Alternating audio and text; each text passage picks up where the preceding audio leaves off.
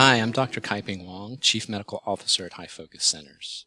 We're in the grips of the COVID-19 pandemic, and I thought it would be interesting to examine our responses, which range from really complacent, kind of party time attitudes to excessive panic and end of the world kind of feeling, and examine them from a mental health perspective. Like, why are we having this diversity of reactions to this unprecedented situation?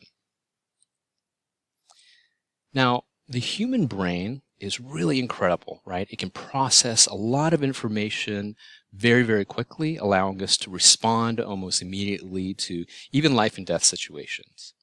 Now, it's able to do that because it takes a lot of shortcuts, right? So that it doesn't have to go through calculating everything or relearning everything. These shortcuts are called heuristics. Now, heuristics tend to work pretty well most of the time, but sometimes these shortcuts can have problems. So primal responses can affect how we feel, like flight or fight situations, and sometimes those responses aren't that effective for a civilized world. And other situations, such as this one we're in now, the COVID-19 pandemic, where it's pretty novel. It's new, it's unfamiliar, it's pretty intense emotionally. So that makes a lot of these heuristics that rely on less effective and results in what we call cognitive biases. These are shortcuts that don't work as well anymore.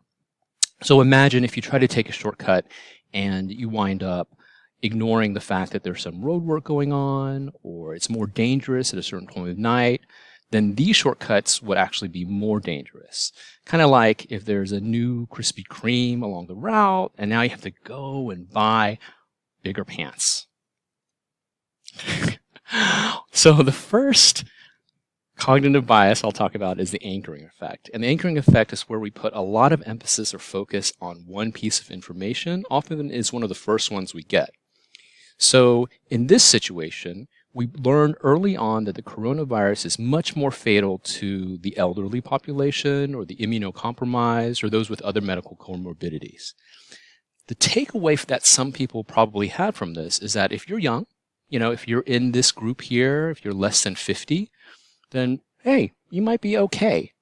So unfortunately, that anchoring effect, that focusing effect has led to some people being more complacent, feeling like, okay, life goes on, it's time to party. Another cognitive bias that we're encountering is something called the availability heuristic. Now, this is happening because we see a lot of people talking about everything in social media, on the news, TV, about coronavirus. When we have all that information coming at us, the brain, it has its short attention span, so it starts to think that these things are much more likely than they actually are. This is the same thing that happens with terrorist attacks or plane accidents. Once we start to hear about them, we feel like they're much more likely to happen in us, even though the statistics tell us otherwise. And so this can lead to more of us panicking and overreacting to the danger of coronavirus. Now, human beings are social animals, right? And so this leads us to a couple more cognitive biases. One is called groupthink. Groupthink is an abnormal, irrational kind of decision-making process because we're trying to maintain harmony and concord as a group, right? We don't want to hear dissenting opinions. We don't want to entertain other facts because we want everyone to get along.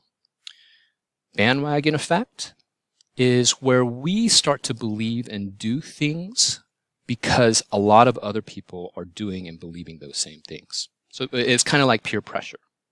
So these two things can lead to, people partying, getting together, not feeling like there's much of a risk, but also, conversely, they can also lead to people panic buying and purchasing and hoarding because everyone else they see or they notice is doing it. And, oh yeah, if everyone remembers something called drinking the Kool-Aid, this is a similar phenomenon that's used mostly in a corporate context where the thought process of decision making is impaired because everyone is trying to think together, the groupthink effect. The ostrich effect, pretty obvious. This is where we ignore a dangerous or negative situation. This is very much denial, and denial tends to happen when things are overwhelming, intense, difficult to deal with, like a lot of loss. So this can definitely contribute to complacent attitudes towards COVID-19 and people feeling it's time to party. Somewhat related is optimum bias, and this is the tendency of some people to overvalue or overestimate the likelihood of positive and favorable events. Now, in contrast, we have these two cognitive biases that are fueled a lot by anxiety. One of them is called exaggerated expectation. This is where we think the outcome is going to be much, much more severe than it likely is. So, in case of coronavirus, we may think that, okay, this is end of civilization, zombie apocalypse type of event. Now, the pessimism bias is just the converse of the optimism bias, and this is where we overvalue or overestimate the likelihood of negative events. This can manifest in a cognitive distortion known as catastrophic thinking, where we think everything bad is going to happen. These can lead to increased panic. The Dunning-Kruger effect is super interesting, and this is a phenomenon where unskilled, less aware or informed people are actually much more confident in their ability and knowledge than they probably should be. And as people start to learn more, as they become experts, their confidence level in their ability starts to actually decrease. It's kind of like the more you know, the more you realize how much you don't know effect. And this can lead to people misunderstanding the risks of something like COVID-19. So you may have people feeling like, oh, I know more than the doctors do. It's not a problem. I'm safe. To, oh my gosh, yeah, I have these facts, but it's RNA virus. It's small. It can mutate. There's a lot of strains. Healthcare system is fragile, and creating a lot of doubt and worry and increasing panic. The normalcy bias is actually specific to difficulty in responding to or acknowledging a potential disaster, especially if that disaster hasn't happened or hasn't happened recently. So we're short-term thinkers. We talked about this whole kind of we only think about things in recent memory, and we use those recent experiences to evaluate likelihood of future events. So for instance, measles, big problem in this country a few decades ago. Now, it was largely kind of decreased or wiped out. But because we don't remember how bad it was, that's part of why the anti-vaxxer movement has kind of gained some momentum, because, there's this feeling like, okay, it wasn't as bad as all that. If you guys remember the 2008 market crash, which was because of poor regulations, that's definitely faded from memory, because right now we're in the middle of this very probably over-aggressive deregulation. So these kind of things can lead to people not responding to the pandemic and feeling life should go on as normal, continuing to party. Kind of related is a status quo bias. That's just how most people prefer to have minimal change. Most people like things to stay the same, and it's hard to really change behaviors. And so all this social distancing, this not going out, that's a big change, a big ask for people. Availability cascade is similar to the availability heuristic. And this is where it's a self-fulfilling prophecy where you have a certain belief, and the more you talk about it, the more you hear it being said, the more you likely are to believe it, right? You kind of just keep repeating it until you believe it. This is a big part of propaganda, and some politicians are incredible at doing this. They're great at muddying the waters just by repeating the same lie over and over and over and over again. So this can occur increasing panic, because you hear, oh my gosh, everyone's out of toilet paper. There's no more toilet paper. That leading to some herd behavior where people start buying a lot of toilet paper and then reinforcing that panic. But also people saying, Oh, it's just the flu. Don't worry about it. And people are making a big deal. It's just the flu. It's just the flu. Leading to complacency. And also similar would be illusionary truth effect, where it's more likely that we'll believe something if we hear it a lot or if we're more able to understand it, like if it's a simpler explanation. Now, it's hard for us and it's hard for people to change, right? And I like to conceptualize this as a double-edged sword. Like, not so good. We can be kind of stubborn. We resist that change. The other good side, though, is we may be committed to things and more dedicated to things.